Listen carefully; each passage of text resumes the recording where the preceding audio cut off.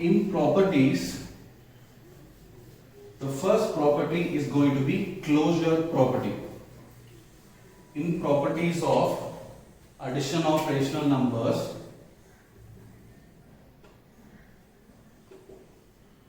properties of addition of rational numbers, the first property is called closure property. What is closure property? Closure property states that if you take any two rational numbers and if you add them, you will still get a rational number only. How it is? So take for example, if I take a rational number called a upon b, and if I add them to another rational number called, let's say, c upon d. So this is one rational number, this is another rational number. I'll add them both. I will be getting what? Rational number. What is the addition of these both? A upon b plus c upon d. That's it. Let's look at one example over here. Let me take example as 2 upon 9 and 4 upon 9. Now say I write over here 2 upon 9. This is a rational number. What is the next one? 4 upon 9. So here is my rational number first and this is my second rational number. I'll add them both. You can see clearly the denominators are same. So what will be my answer? 9 in the denominator and numerator will be 2 plus 4. What is 2 plus 4? 6. So 6 upon 9. 3 2s are 6, 3 3s are 9. 2 upon 3, which is also a rational number. Is that clear? So closure property states that if you take any two rational number, if you add them, your answer will also be a rational number. Let's quickly move on to next one, that is commutative property. So what is commutative property? States that in commutative property, if you have two rational numbers, say for example a upon b plus c upon d, if I take this two rational numbers and if I add them both, so on my right side it will be c upon d plus a upon b. Will it make any difference? No. It simply means that you can add 2 plus 4 is equals to 4 plus 2 in terms of integers. But here in terms of rational numbers, let's consider again the same example, which will be 2 upon 9 plus 4 upon 9. You can take the same one. So 2 upon 9 plus 4 upon 9. So again the same one. You are going to add them both together and what we will be end up getting? 4 upon 9 plus 2 upon 9. If I write it in this manner, will it going to change anything? Nothing. You will still end up getting the same answer. How? Here same denominator. So it is 9. 2 plus 4. I am writing 2 plus 4 equals 2. Here what it is? Same denominator. I will be writing 9. 4 plus 2. 4 plus 2. Here also it is 6 upon 9. Right side here also it is 6 upon 9. 3 2s are 6. 3 3s are 9. 3 2s are 6. 3 3s are 9. Basically it is 2 upon 3 equals to 2 upon 3. So it doesn't matter whether you put first term in second or second term in first, you will always get the same answer. This property is called as commutative property. Let's quickly move on to the next one. That one is associative property. So what is associative property?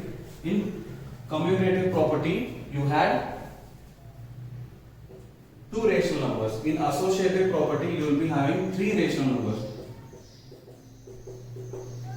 In associative property, there are three rational numbers. How? So, say for example, let's take a rational number as a upon b. If I add them to b, if I add them to c upon d plus e upon f. So this should be equal to, associative property says that these three rational numbers will be equals to a upon b plus c upon d plus e upon f. So I have three rational numbers and first rational number is separate and second and third rational number on the left hand sides are together inside the bracket. And towards the right hand side, the first two rational numbers are inside the bracket and third rational number is separate. Now, if I consider an example, say 2 upon 9 plus over here 4 upon 9 plus 1 upon 9. So right hand side it will be 2 upon 9 plus 4 upon 9 and over here plus 1 upon 9.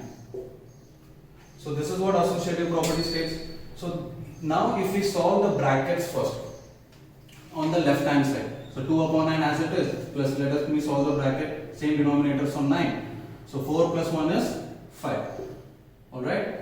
So over here again 9 is the denominator. So 9 is the LCM. 2 plus 4. 2 plus 4 is 6 plus 1 upon 9. Now let's see whether it is equal or not.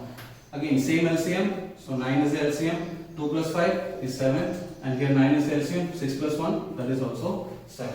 So your associative property is A upon B plus C upon D plus E upon F. The second and the third one term is inside the bracket and towards the right hand side. First and the second term is inside the bracket. But if you solve it in this way, you will still end up getting the same answer. So this is associative property in adding three rational numbers. Let's quickly move on to the next one. That will be additive identity. Additive identity. So additive identity states the sum of any rational number and 0 is the rational number itself. So that is the fourth one.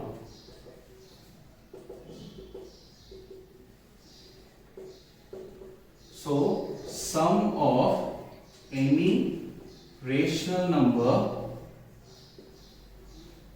added to 0 is the rational number itself. What does that mean? It simply means if you take any rational number, for example 2 upon 3, and if you add it to 0, you will still end up getting 2 upon 3. And it also the property of 0 also. So now here if you write 0 plus 2 upon 3, so you will get 2 upon 3. That is your additive identity. Take any rational number, A upon B plus 0, you will be having A upon B. When you add it to 0, you will still end up getting the same rational number itself. That is your additive identity.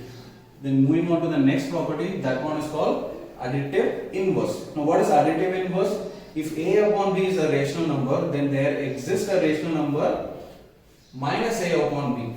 Okay, so additive inverse. So additive inverse means if I consider a rational number A upon B, then it says that there exists another rational number. So A upon B is the rational number I have. So what is additive inverse of A upon B? It must be a number so that it will give me 0. What will be that number? What will be additive inverse of A upon B? So that I will be getting answer as 0. Exactly opposite of this. This is positive rational number. I will be having negative rational number, which means A upon B minus A upon B is equals to 0. So minus A upon B is your additive inverse. So similarly, you take any example. If I take what is additive inverse of 2 upon 3, I will be writing minus 2 upon 3. Then only I will be getting 0 as my answer. So that is your fifth property, additive inverse. So the last property is called distributive property. So in addition, we have this last property, that is distributive. So here it is.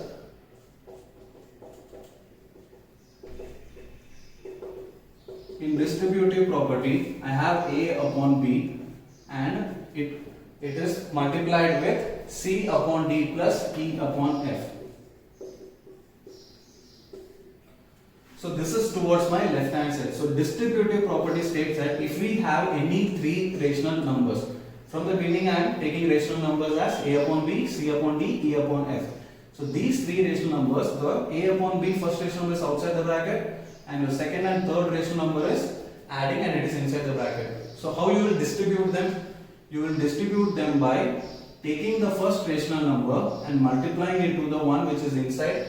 Then again taking the rational number and multiplying it to the second term inside the bracket. So if I multiply A upon B and C upon D, what I will be getting? A upon B multiplied by C upon D. Sign plus.